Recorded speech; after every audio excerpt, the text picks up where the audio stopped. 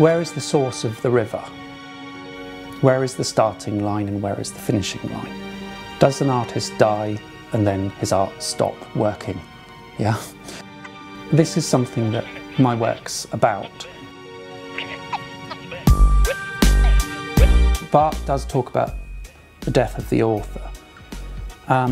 But this doesn't mean death of responsibility. If you're an artist and you're through mitigating circumstances, you have created an artwork and you say, or you've appropriated it on the grounds that you say there are no authors and therefore I can appropriate what I wish, then a very interesting area because you still hold responsibility because there's a narrowing area of predictability in it, that people will read it with some prediction.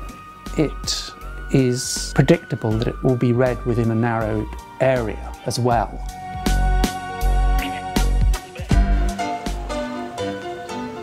There is a Western need to try to get to the source by excavation of the facts, empirical evidence. Like Sherlock Holmes, we try to get nearer.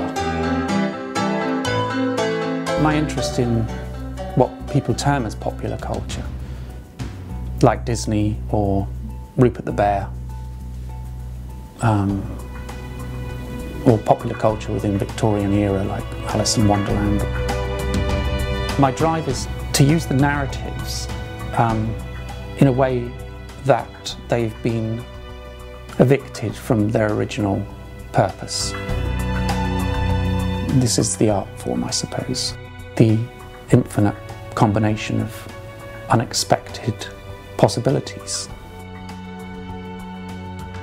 The rabbit in this particular picture is combined with humans, so it's developing an idea of a sort of a human centre to the idea of animalism. I was also thinking of Proust and time.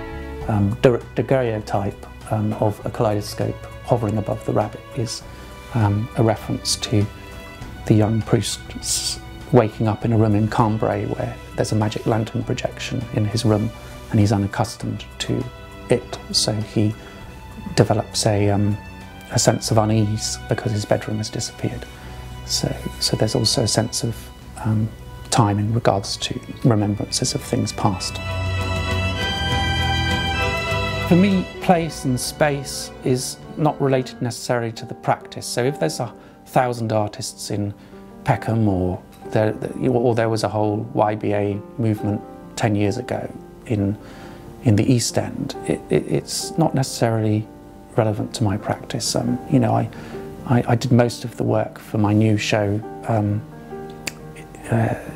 in the jungle actually for 70 odd days. So my studio was a tree house in South Indochina. So I suppose when I was in the jungle, I went on lots of walks, and they were isolated walks, so that gave me a great deal of time to write notes and think about things, which I guess you can do in London, you know, in a different way, on the tube or in a cafe.